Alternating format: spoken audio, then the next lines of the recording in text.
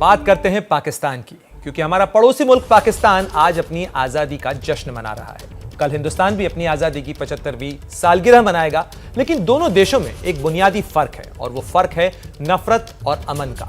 पाकिस्तान की बुनियाद नफरत पर पड़ी और हिंदुस्तान अमन और प्यार का पैगाम लेकर तरक्की की राह पर बढ़ गया। तेजी से आगे बढ़ रहा भारत है और वहीं पाकिस्तान और हिंदुस्तान से आई तस्वीरों में आप इस फर्क को साफ देख सकते हैं, बेहतर समझ सकते हैं। देखिए हमारी ये रिपोर्ट। अब देखिए हिंदुस्तान में आजादी मार्च का मतलब क्या है। ये तस्वीरें लखनऊ के इरफानिया मदरसे की हैं, जहां बच्चे देशभक्ति के तरन्नुम गा रहे हैं।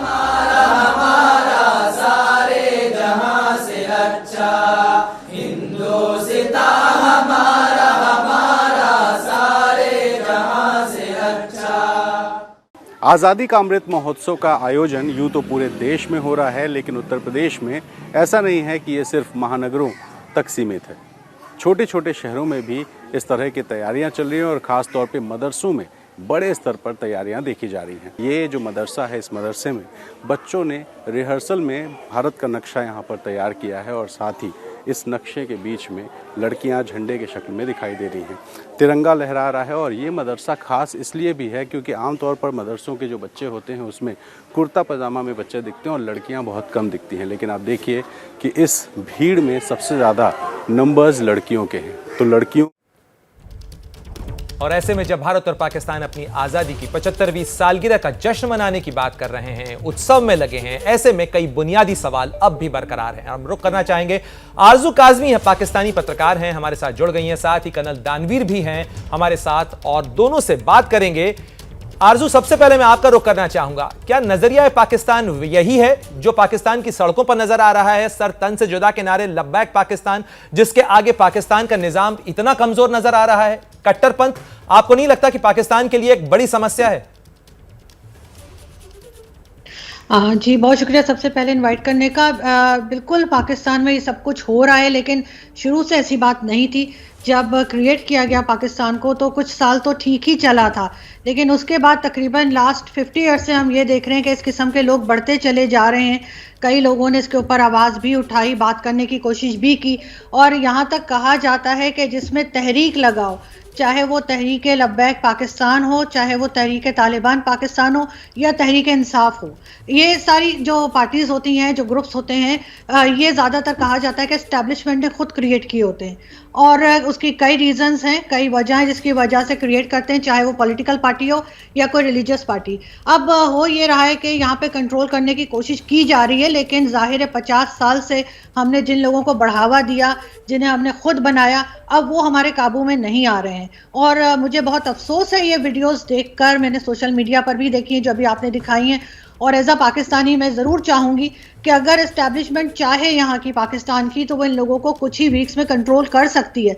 लेकिन असल बात ये है कि यहाँ पर क्या सोचा जा रहा है, ये क्या पाकिस्तानी फौज का एक पर्देदारी का नाम है?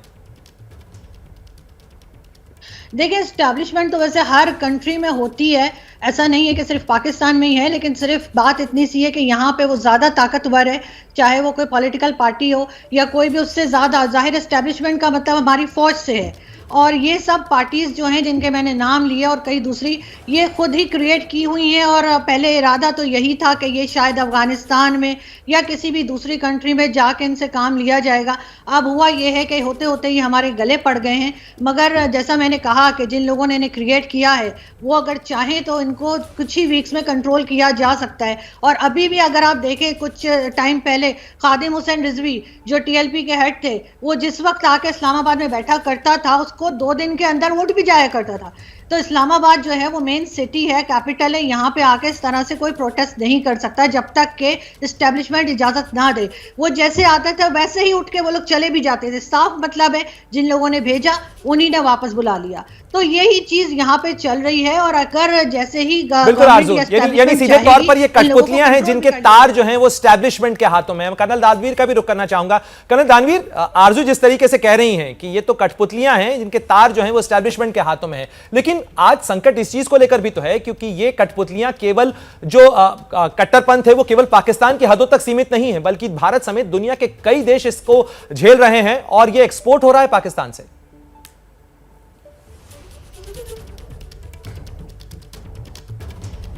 देखिए, पाकिस्तान एक बहुत ही कंफ्यूज स्टेट रहा है। आजादी के बाद से लेकर आज तक उसके अंदर एक कंफ्यूजन रहा है, अंतर विरोध रहा है। एक तरफ डेमोक्रेटिक पार्टियां हैं, एक तरफ ताकतें हैं, फौजें हैं, और एक तरफ ये मुल्ला मौलवी पावर है। इन तीनों के बीच में कश्मकश चलता रहा है। और अब इस तरीके से आप देख रहे हैं पाकिस्तान के अंदर एक्टिविटीज चल रही हैं, उससे आप ये अंदाजा लगा सकते हैं कि आने वाले समय जो है वो मौलवियों का दौर होगा। ये मैं इसलिए कह रहा हूं कि अब पाकिस्तान के अंदर चाहे वो अदलिया हो, चाहे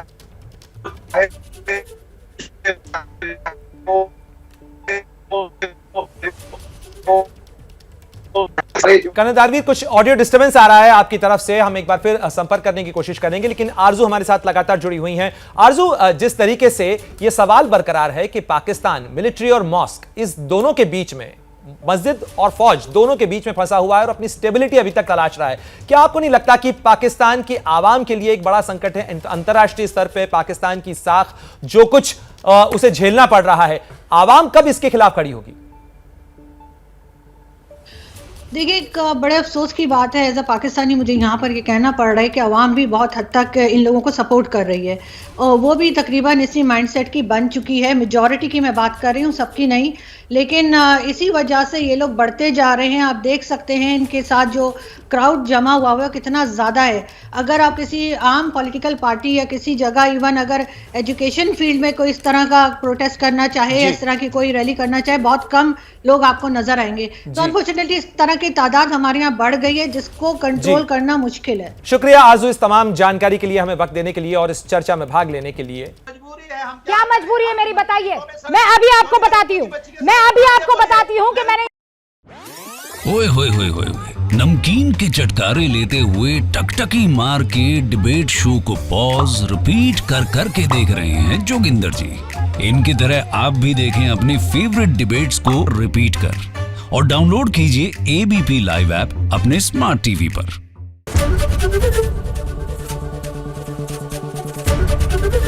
एबीपी न्यूज आपको रखे आगे।